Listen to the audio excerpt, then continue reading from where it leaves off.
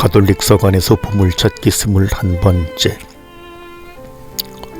요한의 첫째 서간 2번째, 그리스도의 적. 강은희 헬레나. 요한의 첫째 서간은 그리스도 공동체를 박해하는 물리적 위협보다는 그리스도 공동체 내면을 흔드는 문제에 직면하여 저술된 것이다. 누군가가 직접적으로 신앙 공동체를 박해한다면 공동체는 신앙을 지키기 위하여 경계심을 갖출 것이다. 그런데 그리스도에 관하여 잘못 알고 있으면서도 스스로를 그리스도인이라 주장하는 이들이 공동체 안에 있거나 공동체로 접근한다면 오히려 그것이 더 위험하다.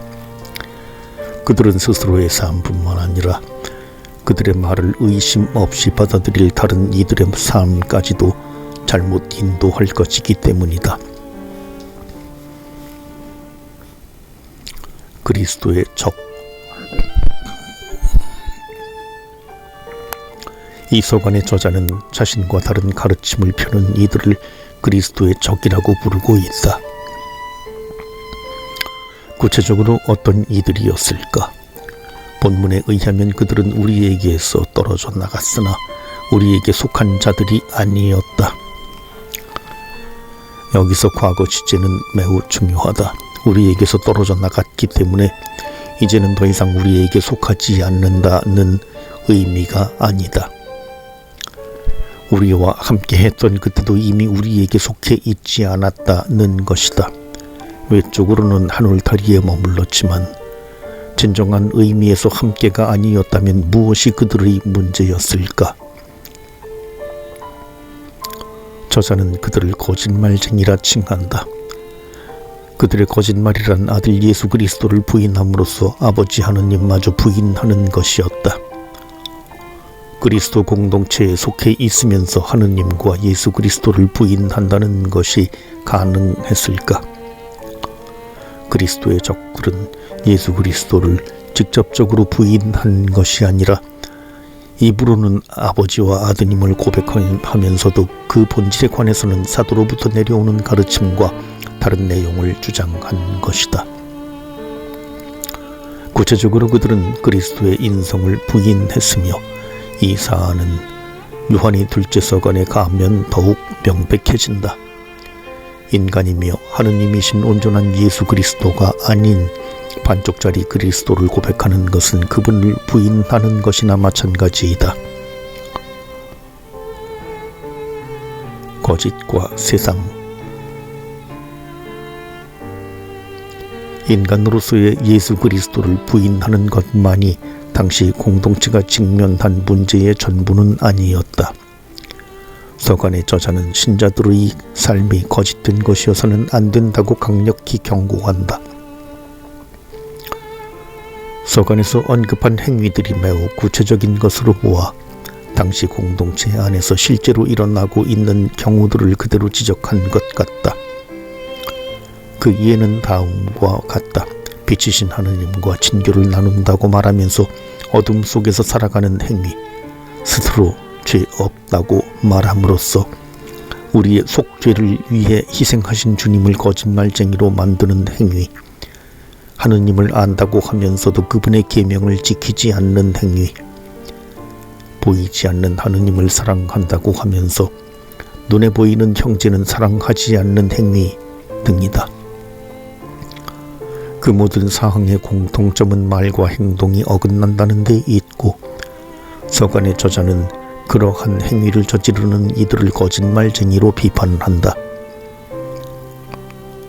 더 나아가 이 서간의 저자는 하느님과의 관계가 진실하지 못할 때 인간은 세상과 손잡게 된다고 지적한다. 그런데 하느님의 창조를 믿는 신앙인으로서 세상에 대하여 말할 때는 참으로 조심스럽다. 세상 역시 하느님께서 창조하신 작품 아닌가? 이 서간에서는 참 그리스도인들과 적대적 관계에 있는 세상이란 하느님을 반영하는 피조물로서의 세상이 아니라 오히려 그 피조물을 어지럽히는 욕망과 자만으로 이루어진 세상임을 분명히 밝히고 있다.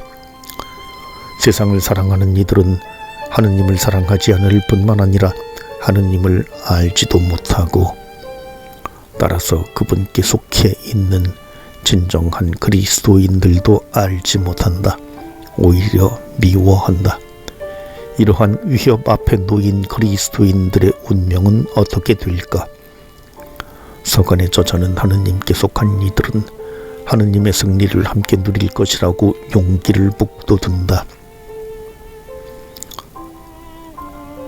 너는 나를 누구라고 생각하느냐? 요한의 첫째 서간의 문제는 그리스도를 믿느냐 믿지 않느냐의 문제가 아니라 어떤 그리스도를 믿느냐의 문제였다. 예수를 그리스도로 고백하는 하나의 공동체 안에 속해 있었던 그들 모두가 처음에는 예수 그리스도에 관한 동일한 복음을 들었을 것이다. 그런데 시간이 흐르면서 그리스도가 우리와 완전히 똑같은 인간이었을 리는 없을 것이라고 주장하는 이들이 생겨나게 되었다. 왜 그랬을까? 소위 그리스도의 적들은 자신들이 인간 예수를 부인하는 것이 곧 그분을 보내신 하느님마저 부인하는 것이라고는 상상도 못했을 것이다. 그리스도를 지나치게 신성시하려 했던 그들의 의도는 예수를 업신여기려 했거나 불신해서가 아닐 것이다. 오히려 예수 그리스도를 지극히 공경하는 마음에서 그런 생각으로 발전시켰을 수도 있다. 어쩌면 그들 마음속 더 깊은 곳에서는 자신들이 믿는 분이 좀 더 우월한 존재이기를 바라는 인간적인 욕심이 숨어 있었는지도 모른다. 주님은 우리에게 2000년 전 베드로에게 던지셨던 똑같은 질문을 하신다. 너는 나를 누구라고 생각하느냐? 내가 믿고 고백하는 그리스도는 어떤 그리스도인가? 그리스도인이라는 이름표를 달고서도 그분의 적으로 살아가는 비극의 주인공이 되지 않도록 세상이 끌어당기는 욕망이나 내 안의 자만을 맑은 영으로 경계하며 깨어 있을 것을 이 서간의 저자는 깨우쳐주고 있다.